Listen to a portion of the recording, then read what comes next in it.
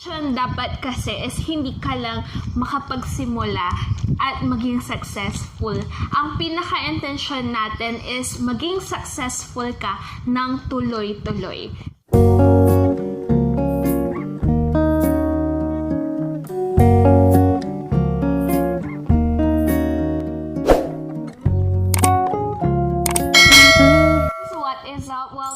Welcome back again to my channel, Love Farm PH. And for today's video, yes, we are on our 5th episode already na. Grabe, no? Ang bilis. And I'm so grateful, guys, nakarating sa akin lahat ng inyong mga good comments and messages. And I really felt very inspired to do more.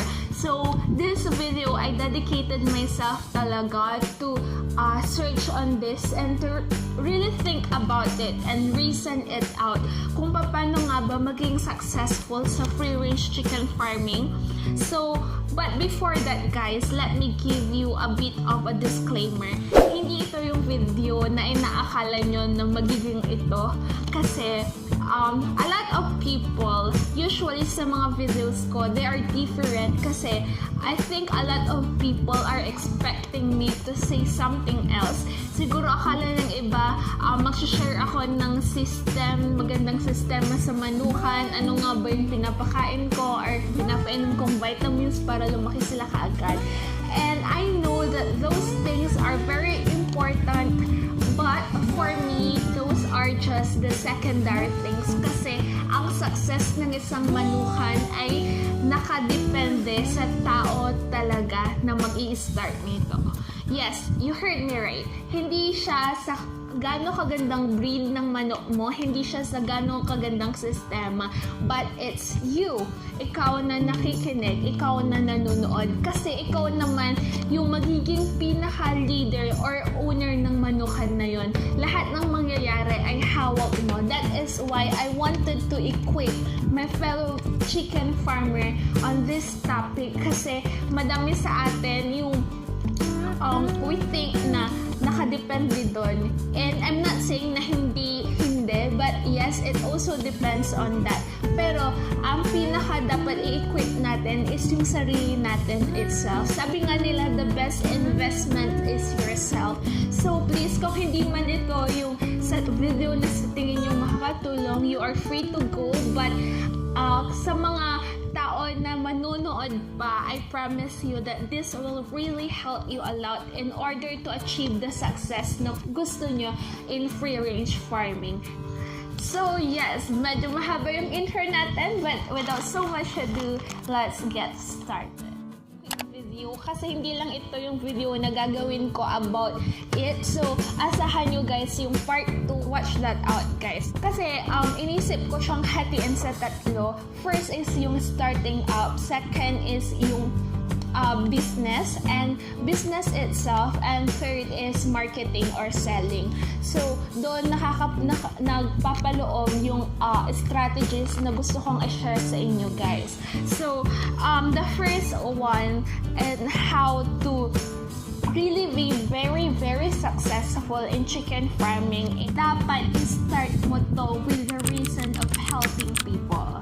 Yes, as simple as that, but as hard as that then. Kasi, guys, mostly kaya nagiging lugi ang isang business or ang isang chicken farm is because yung owner gusto nila is to serve themselves first. Hindi ka magtatagal kapag ganon. So, the thing is, kailangan sa bawat gagawin natin, the intention should be, am I helping other people? Am I helping my customers? Na bibigay ko ba yung needs nila?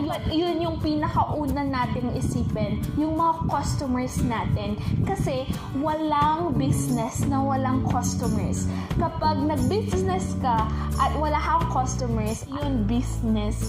Idea mo lang yun. So, guys, we have to always think of ways how to serve our customers. kung nasa free-range chicken ka, kailangan mag-isip ka ng ways paano ko ba matutulungan yung mga customers ko para bumalik-balik sila sa akin. Diba? Kasi kung iisipin natin, hindi lang naman ikaw yung nag-iisang free-range chicken farmer sa mundo. Lalo na yung mga beginner pa lang, kapag bibili sila ng sisiw, hindi lang sila sa'yo lalapit. Ang customers, laging mag-i-inquire yan. Mag-i-inquire sila sa'yo, mag-i-inquire sila sa iba. Kaya kailangan, ikaw pa lang is masatisfy mo na yung needs nila para hindi na sila pumunta sa iba pang mga racers.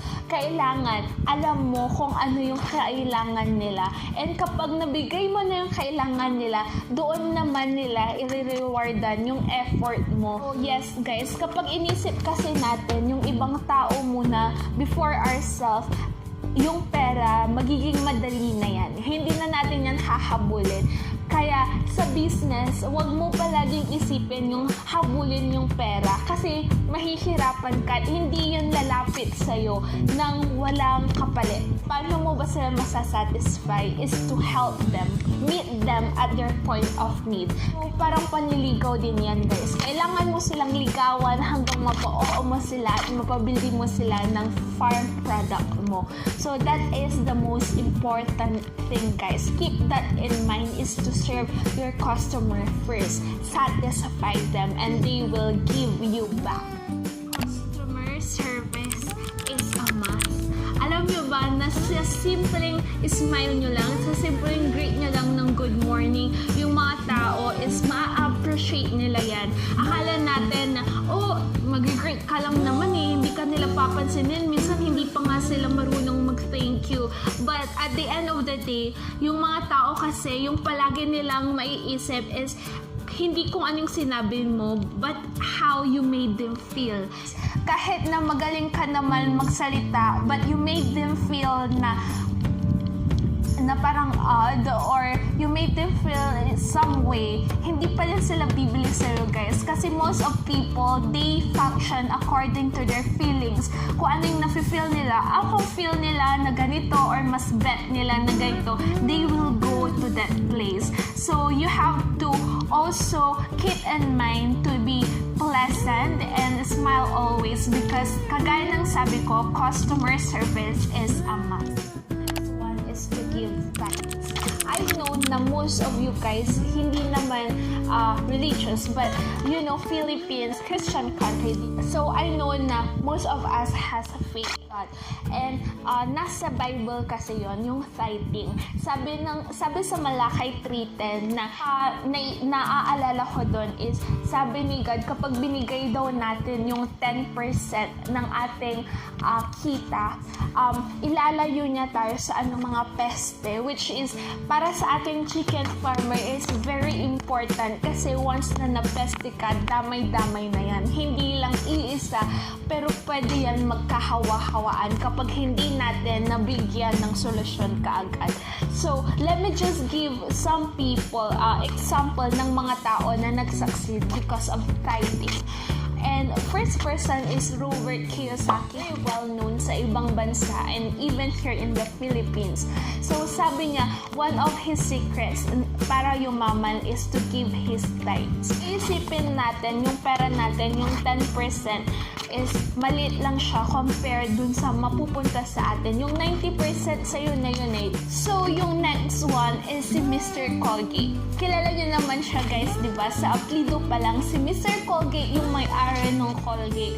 Alam niyo ba na nagbibigay din siya ng kanyang tithes? Niwala siya na kayang i-bless ni God yung kanyang business sa pagbibigay ng tithes niya. And nakita niyo naman, diba? Yung Colgate umabot sa Pilipinas and hindi lang sa Pilipinas, kundi sa buong mundo. So, firm believer ang tithing talaga, to give that 10% kay God, kasi I myself, I practice it and I can see the difference in my chicken business. So, I think that's it for this video, guys. I hope na may natutunan ulit kayo. And please watch out for part 2 and part 3 of this series, How to be Successful in Chicken Business. And I'm so glad, guys, kasi I am able to share this to you. I hope hindi lang siya part 3 and madami pa sana siyang part. So, I will do my best to research on that. And yes, that's it for this video, guys. I hope na may natutunan ulit kayo. Thank you so much for watching, and please, kapag hindi pa kayo nakasubscribe, please subscribe to this channel and click that notification bell para updated kayo sa mga videos ko. Thank you, guys, and goodbye.